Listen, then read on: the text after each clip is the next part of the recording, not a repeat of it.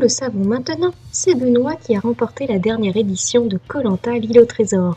Or, il y a quelques jours, Benoît et Yesta ont accepté de se prêter au jeu des questions-réponses des internautes. C'est sur la page Facebook de la jolie Yesta que le live s'est déroulé. Et les deux tourtereaux ont décidé de se confier sur leur aventure et ont fait quelques révélations surprenantes. Comme on a pu le voir sur nos écrans, cette édition de Koh-Lanta l'île au trésor n'a pas été de tout repos pour les aventuriers. Ils ont en effet été malmenés par les intempéries qui ont sévi tout au long de l'émission. Trempés, ils ont eu bien du mal à trouver le sommeil, mais ils ont également beaucoup souffert de la faim, bien plus que d'habitude. Et ça s'est vu. Benoît a ainsi expliqué qu'il avait perdu 14 kilos en 40 jours passés sur l'île. Une perte de poids incroyable qui s'est vue, puisque le jeune homme affichait une silhouette maigrichonne.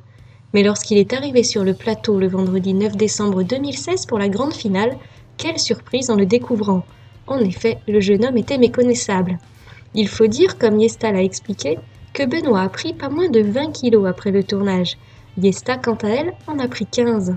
Depuis, Yesta a reperdu 2 kilos et Benoît 5. Mais ça fait quand même 15 kilos de plus qu'à la fin du tournage.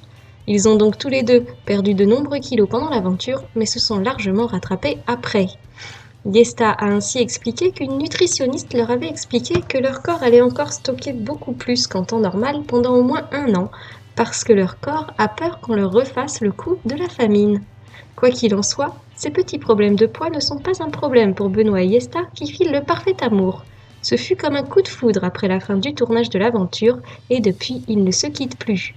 On a d'ailleurs appris lors d'une interview pour le magazine Gala qu'ils vivent dorénavant ensemble, à Toulouse. Et leur histoire d'amour n'a pas commencé durant le tournage, ils ne se sont rapprochés qu'à leur retour.